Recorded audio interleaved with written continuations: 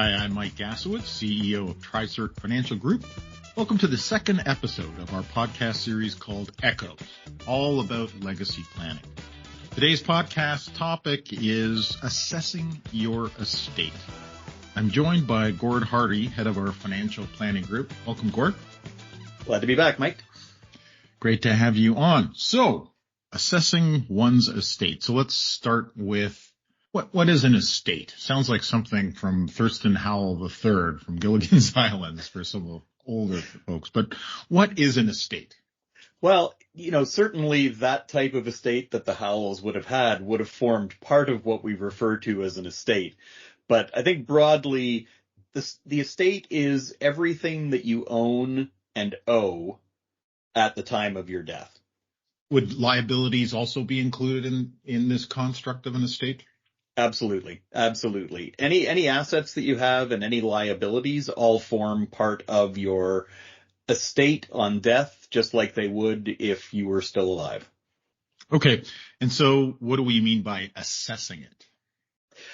Well, for me, I think, part of the assessment is, first of all, and I know I'm going to sound like a broken record, I think I always say this, is having a financial plan to really capture where you are today based on your assets, liabilities, but also what's going to happen in the future. We want to make sure that if something were to happen to you tomorrow, we want to have categorized all of the things you own, all of the things you owe, and what beneficiaries you have attached to those assets, as well as what the direction is for your executor if you should pass away. So in terms of assessing it, does it also, I assume it includes call it a bit of a valuation against some of those assets as well? Absolutely. Absolutely. We want to have a list of the assets themselves. We want to have a list of value, what you paid for them originally, if they're an appreciating asset.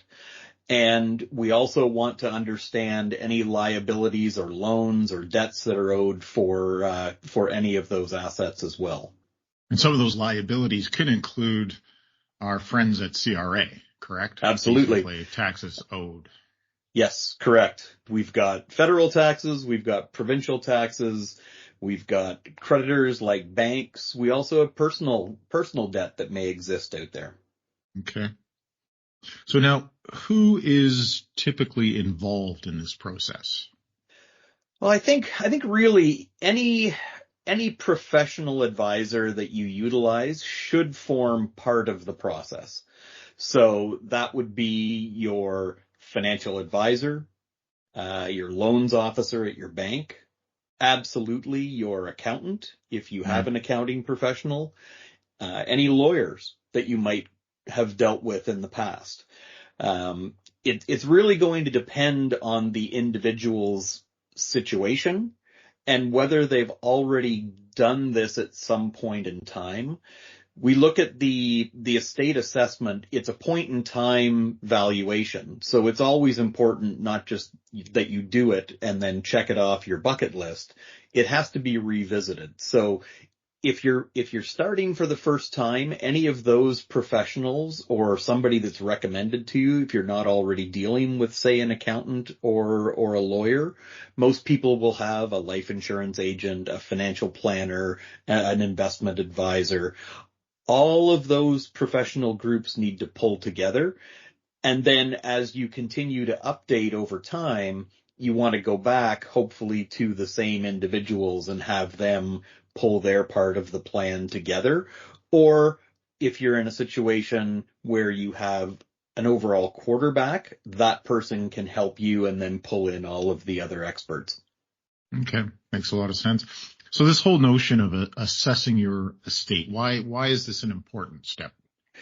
Well, there's a few things we need to keep in mind. First of all, at the end of the day, you want it to be as easy for the person that is settling your estate or your executor to wind down and make sure all of your beneficiaries are getting assets according to your wishes.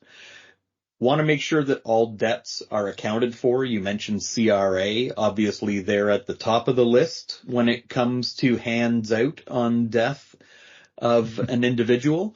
But, certainly you want to have an orderly plan put in place so that your executor can wind your estate up quickly and efficiently and quickly get things transitioned to your ultimate beneficiaries to make sure that they don't have any headaches at a very difficult time.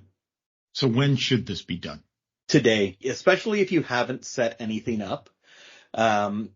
There's a term in Canada, if you don't have a will and you pass away, it's called dying intestate.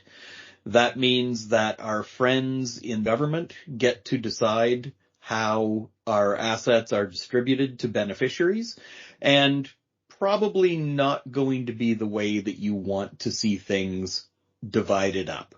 I know it's not a pleasant thing to think about or go through, but the headaches and damage that can be done to a family's financial legacy is very much something that you want to see followed through in the way you'd ideally like to see it from an efficiency standpoint, not left up to bureaucrats. Right. And that's why we're having this series. Let's call it what it is. We're talking about what happens after you die. Not a pleasant topic. And yet that's why we decided to call it Echoes, because the idea here is like, okay, everyone's going to die. What's the mark you want to leave? What is the, and so all the planning. And so this is a good step towards doing that in terms of assessing your estate. Many more episodes to come in the series. Gord, thank you so much for this. Thanks, Mike. Folks, as always, if you have any questions, reach out to your financial advisor at your CPA firm. Don't hesitate to chat with your portfolio manager. And as always, don't hesitate to reach out to myself. Take care.